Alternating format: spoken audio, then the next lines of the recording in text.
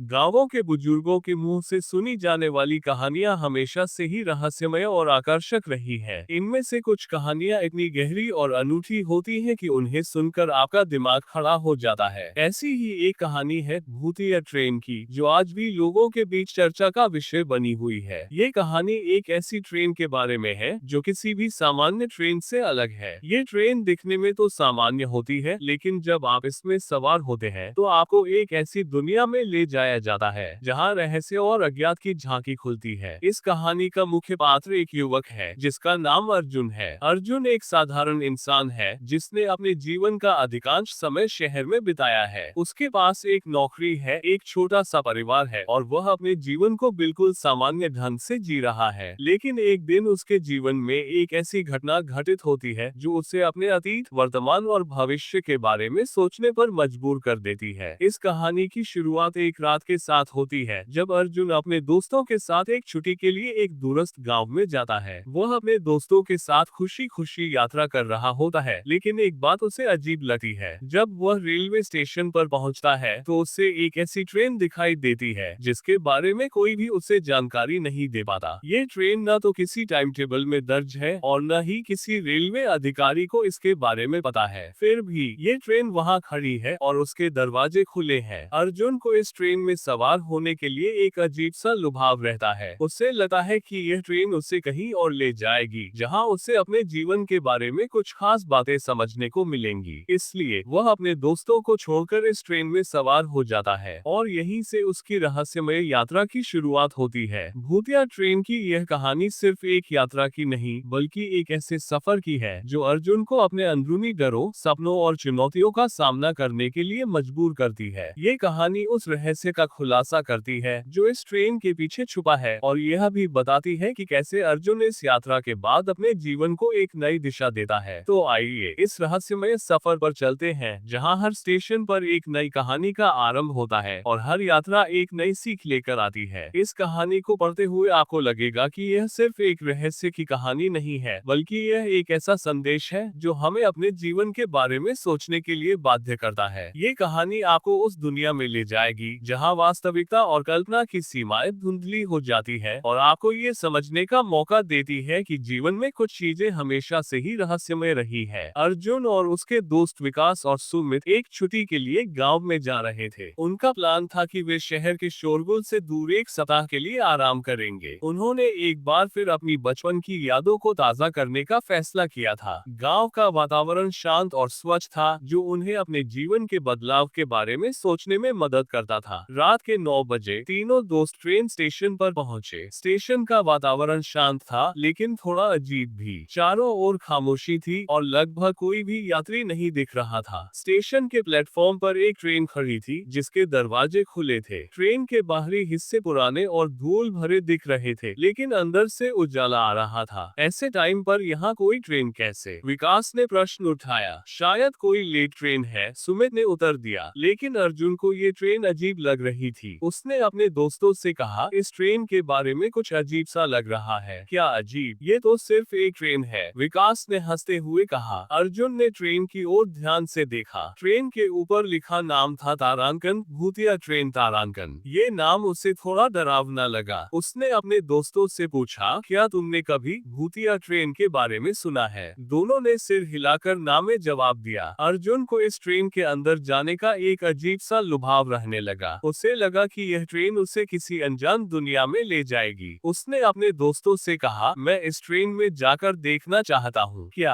अरे ये तो सिर्फ एक पुरानी ट्रेन है, सुमित ने कहा। नहीं, ये कुछ अलग है, अर्जुन ने जवाब दिया। उसने अपने दोस्तों को अपने साथ आने के लिए कहा, लेकिन वे इनकार कर गए। अर्जुन ने फिर सोचा कि शायद ये ट्रेन उसे कुछ खास बातें सिखाने के लिए आए है। उसने अपने दोस्तों को अलविदा कहा और ट्रेन में कदम रख दिया। ट्रेन के अंदर प्रवेश करते ही अर्जुन को एक अजीब सा अनुभव हुआ। ट्रेन के अंदर का माहौल बिल्कुल अलग था। यहाँ तक कि ट्रेन के अंदर बैठे लोग भी अजीब लग रहे थे। उनके चेहरे धुंधले थे और उनकी आंखें खाली थी। अर्जुन को लगा कि ये लोग जीवित नहीं है। उसने एक सीट पर बैठने का फैसला किया। उसके पास एक बूढ़ा आदमी बैठा था जिसका चेहरा बहुत पीला और पुराना लग रहा था। बूढ़े आदमी ने अर्जुन की ओर देखा और मुस्कुराया। तुम इस ट्रेन में क्यों आए हो? बूढ़े आदमी ने पूछा। अर्जुन ने थोड़ा हिचकिचाते हुए कहा, मुझे नहीं पता, बस यहाँ आने का एक अजीब सा लुभाव था। बूढ़े आदमी ने हंसते हुए कहा, ये ट्रेन उन्हीं लोगों के लिए है जो अपने जीवन के बारे में सच्चाई जानना चाहते हैं। अर्जुन को ये बात थोड़ी अजीब लगी। उसने पूछा, क्या मतलब? ये ट्रेन कहाँ जाती है? बूढ़े आदमी ने धीरे से कहा, ये ट्रेन उन लोगों को उनके अतीत में ले जाती है जो अपने जीवन के बारे में सच्चाई जानना चाहते हैं। अर्जुन को ये सुनकर थोड़ा डर लगा। उसने सोचा कि क्या ये ट्रेन उसे उसके अतीत में ले जाएगी। उसे अपने अतीत के बारे में कुछ खास बातें याद आने लगी। ट्रेन चलने लगी। अर्जुन खिड़की से बाहर देखने लगा, लेकिन बाहर कुछ भी दिख नहीं रहा था, सिर्फ अंधेरा था। उसे लगा कि यह ट्रेन किसी दूसरी दुनिया में जा रही है। ट्रेन एक स्टेशन पर रुकी। स्टेशन का नाम था तारांकन, बचपन का स्टेशन तारांकन। अर्जुन को लगा कि यह नाम उसके लिए खास है। उसने ट्रेन से उतरने का फैसला किया। स्टेशन का माहौल उसे बचपन की यादों में ले आया। वहाँ उसके बचपन के दोस्त, उसके परिवार के सदस्य और उसके पुराने घर थे। उसे लगा कि वह अपने बचपन में वापस आ गया है। उसने अपने माता पिता को देखा जो उसे अपने छोटे बेटे की तरह देख रहे थे। उनके चेहरे पर खुशी थी। अर्जुन को अपने बचपन के दिनों की यादें ताजा होने लगी। उसे याद आया कि कैसे वह अपने दोस्तों के साथ खेलता था, कैसे उसकी माँ उसे खाना खिलाती थी और कैसे उसके पिता उसे जीवन के बारे में सीख दिलाते थे। लेकिन जब वह अपने माता पिता के पास जाने की कोशिश करता तो वे उसे नहीं देख पाते। ऐसा लगता कि वे उसे नहीं पहचानते। अर्जुन को ये देखकर दिल टूट गया। फिर एक आवाज उसे सुनाई दी, अर्जुन, तुम्हें अपने बचपन की यादों को समझना होगा। तुम्हारा अतीत तुम्हें बताएगा कि तुम कौन हो। अर्जुन ने अपनी आंखें बंद की और अपने बचपन की यादों को याद किया। उसे एहसास हुआ कि उसके बचपन के सपने अभी भी उसके अंदर जीवित है, लेकिन उसने उन्हें पूरा करने का प्रयास नहीं किया है। जब अर्जुन पहले स्टेशन से वापस ट्रेन में आया तो उसे लगा कि उसके अंदर कुछ बदलाव आया है। उसकी आंखें नम थी और उसके दिमाग में एक नई समझ उभर रही थी। ट्रेन फिर से चलने लगी और इस बार उसका रास्ता एक और स्टेशन की ओर ले जा रहा था। ट्रेन धीरे धीरे